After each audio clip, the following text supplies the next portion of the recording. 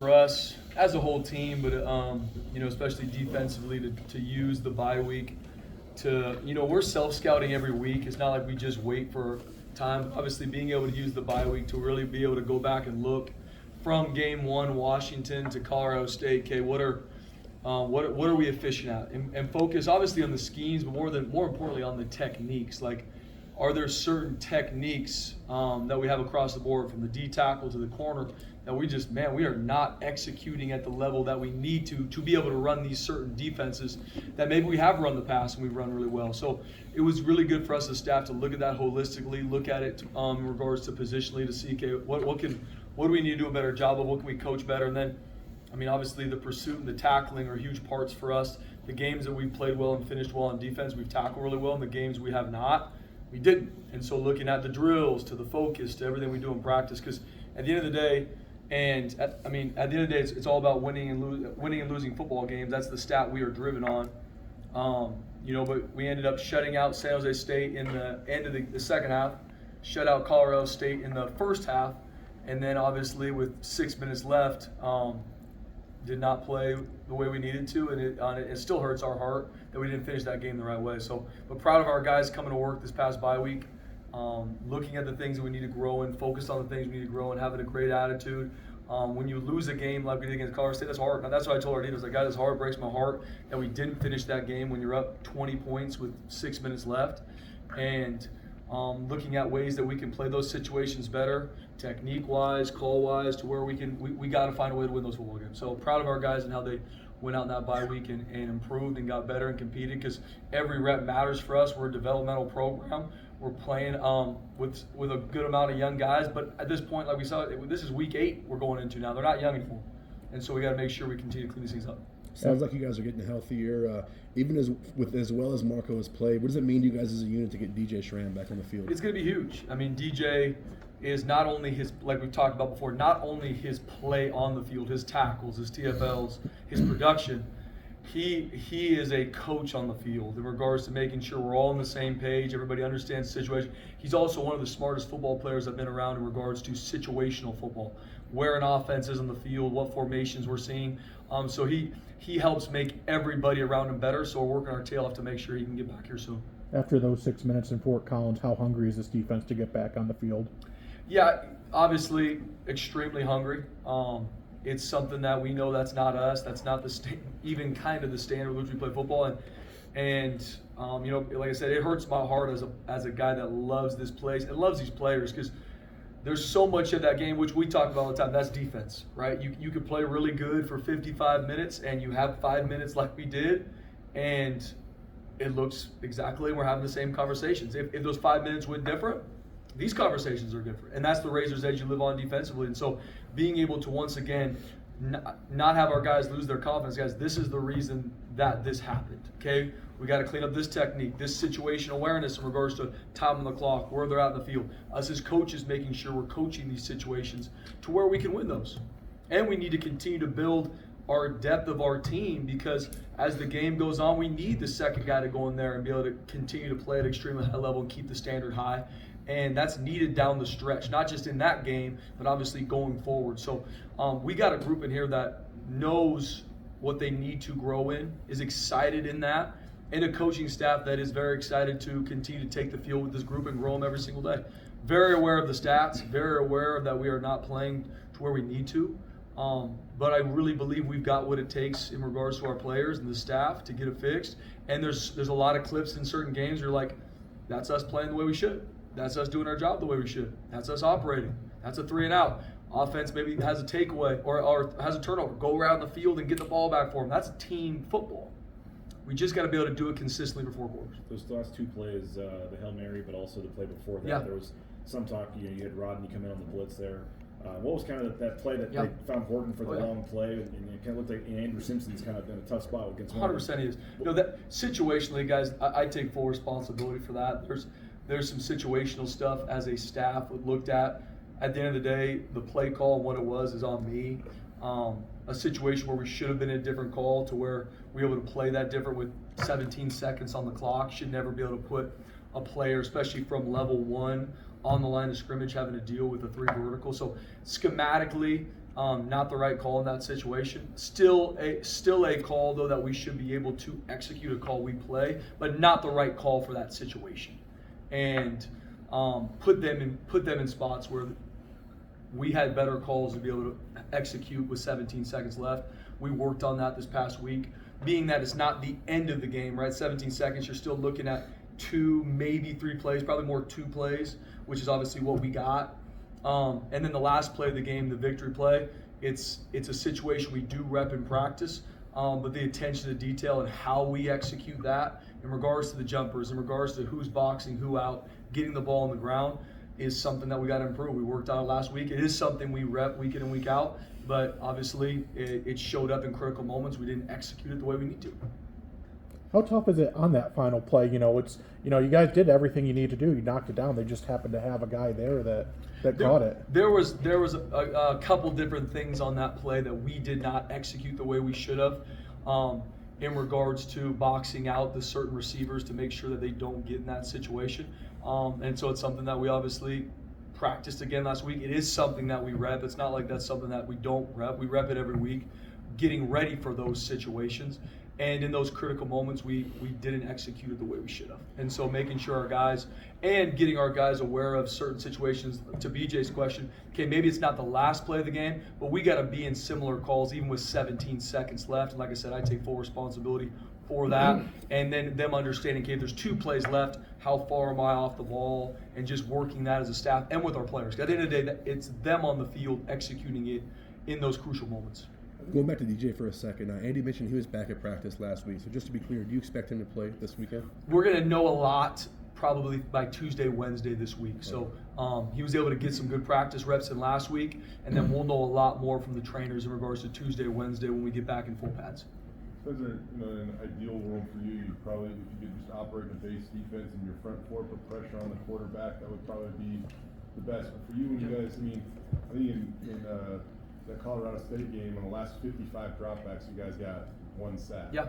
How much more of a challenge, or what is the challenge for you trying to dial up pressure, or how you're going to do it to make the quarterback feel uncomfortable? Yeah. Obviously, it's something we're looking at holistically. Jay, okay, first off, who are guys that can consistently win in regards to when we rush them? Could be in the front, could be linebackers, could be in the secondary. Who are our best blitzers in regards to non-traditionals, nickels, corners, linebackers?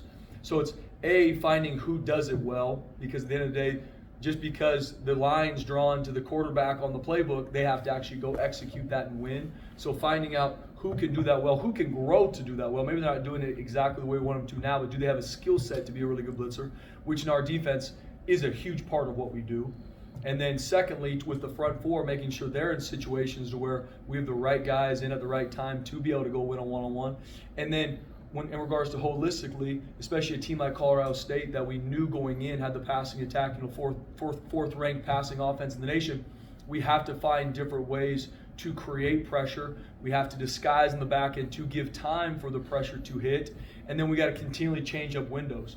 We can't sit back and just rush 5 and play man. We have to change pictures, change windows with who we have. And we got to consistently find guys that can go create pressure, and we have to do a good job in our disguise in the back end to where the quarterback doesn't have an open book test right when he gets the ball. So it's I don't know if that completely answers your question, Jay, but we're just continuing to find ways. We have to find ways to get quarterbacks out of rhythm. That doesn't always mean true sacks. It's either QB hits, rushing them, making sure he can't step into throws. There's a lot of different ways to affect a quarterback. Obviously, sacks are ideal. Sacks kill drives. Sacks is a huge part of playing defense. We need to get more. It's a consistent effort for us. And making sure the right guys are blitzing and guys that we need to rush can consistently win, and being able to disguise good in the back end to where coverages can help the pressure get home. In terms of, you've been here for a while now, in terms of trying to find those answers, has it been more challenging this year than maybe the previous years you've been here? Yeah, I think just looking at our guys, especially with some of the guys like we've kind of talked about, DJ, even Dimitri, some of the guys like that going into the year were kind of the guys that we knew were our seniors, going to really help lead us. With them being banged up, we have had to evolve, and find different ways. There's obviously things for us defensively that we hang our hat on, that we're like, this is us, this is who we're going to be. But in a good way, as a D staff and as a defense, we've had to look at different ways, coverage-wise, front structures, pressure-wise, to see just because a call has worked well for us in the past or a defense has worked well, this is a new defense. And starting this year, there's been a lot of guys that had played, but not significantly as much as they are now. And you look at that game last weekend, or excuse me, 2 weeks ago, whatever it is, week and a half ago, you're playing with pretty much all underclassmen. And a good amount of those guys don't really have a lot of bearing for some of the defenses we played last year. So it's been exciting for us, obviously challenging, going through some of the heartache we've had as a team hurts. And as a coach, it's not only finding out why that happened, but how we're going to get it fixed instead of just it is what it is. Like we're really intentional to find the how, and so we can go out to the practice field, rep drills that put our guys in these situations, and make sure that they are calls they can execute. And that's the biggest thing defensively is just because a call we've liked in the past or it should work. If a guy can't execute it at a high level, then it doesn't fit us right now. Maybe it will down the road. Maybe it will as the season goes. Maybe it will next year. But if it's not executing at a high level, that's for us as staff to look at, okay, this just doesn't fit who we are right now. And making sure our guys are in good situations. Go ahead. I know the stats don't blow you away. What stands out about Wyoming's offense? Yeah, Wyoming, obviously, huge ton of respect for what they do. Every time we play them, it is an absolute fight across the board. They're extremely well coached, very disciplined. They will not beat themselves. And it's always one of those matchups where they are going to have their answers, especially for things that we have struggled with. I have a lot of respect for offensive coordinators that can do that. Wyoming, I put right in there. They will have answers. They will have different shots and pass plays to attack exactly where we have been attacked and where we have struggled. And so it's going into our self-scout to look and see, okay, what are some of the plays that have hit us? Because we're going to see them Saturday afternoon, like it's coming.